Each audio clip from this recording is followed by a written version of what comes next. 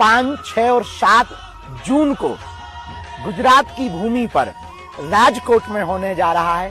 आप सब राजकोट में 5, 6 और 7 जून को सायंकाल समय તમે સોશિયલ મીડિયાની અંદર જોયું કે વિજ્ઞાન જાથાની ટીમે બાગેશ્વર ધામના બાપુને એક ચેલેન્જ આપી હતી અને એવું કહ્યું હતું કે તમે રાજકોટમાં આવો એ પહેલા એના પછી ક્યાંક ને ક્યાંક જો તમે સાચા હોય તો મારા 3 પ્રશ્નોના સવાલના જવાબ આપજો।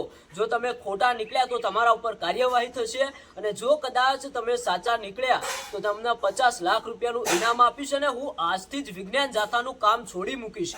તો ભાઈ હવે વિજ્ઞાન જાથાની ટીમ જયંત પંડ્યાને 50 લાખ રૂપિયા તૈયાર રાખવા પડશે કારણ કે બાગેશ્વર ધામના બાપુએ ચેલેન્જ સ્વીકારી લીધી છે।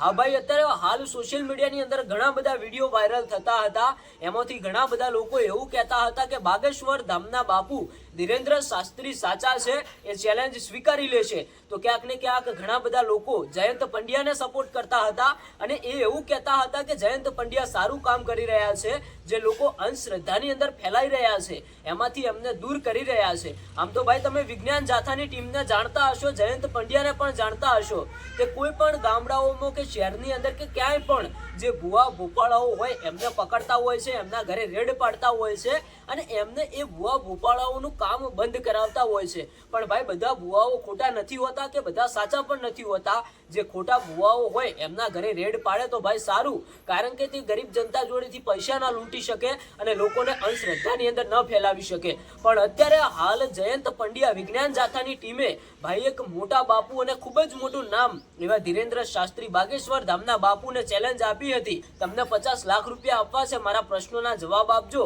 અને હું તમને ચેલેન્જ આપું છું। તો હવે ક્યાંક ને ક્યાંક બાગેશ્વર ધામના બાપુ ભાઈ ક્યાંક ને ક્યાંક એમની રીતે સાચા હશે, એમને ચેલેન્જ સ્વીકારી છે। તમને બધાને ખબર જ હશે કે બાગેશ્વર ધામના બાપુ ધીરેન્દ્ર શાસ્ત્રી જે એમના દરબારની અંદર જે પણ લોકો આવતા હોય એમના મગજની અંદર એમના મનની અંદર શું વિચારો ચાલે છે એ વિચારોની પરચી આ બાગેશ્વર ધામના બાપુ ધીરેન્દ્ર શાસ્ત્રી લખતા હતા। ભાઈ તમે વિચાર કરો કે કોઈના મગજમાં શું ચાલી રહ્યું છે, એમના મગજમાં કેવા વિચારો શું કામ કરવા જઈ રહ્યા છે, એ ભાઈ વિચારો આ ધીરેન્દ્ર શાસ્ત્રી પોતાની પરચીમાં અંદર લખતા અને પછી જણાવતા કે તમે આવું કરવાના છો, તમે આવું કહીને આવ્યા છો, તો એ ભાઈ સાચું પણ પડતું। તો આમાંથી ક્યાંક ને ક્યાંક વિજ્ઞાન જાથાની ટીમ એક્ટિવ થઈ છે અને એમનું કહેવું એવું છે કે આ બધી અંધશ્રદ્ધા છે, તમે લોકોને અંધશ્રદ્ધાની અંદર ફેલાવો છો। જો તમે સાચા હોય તો હું તમને 3 પ્રશ્નોના સવાલ કરીશ, તમે જવાબ આપજો અને જો તમે જવાબ આપ્યા તો તમને 50 લાખ રૂપિયાનું ઇનામ મળશે અને હું આજથી જ વિજ્ઞાન જાથાનું કામ છોડી મૂકીશ।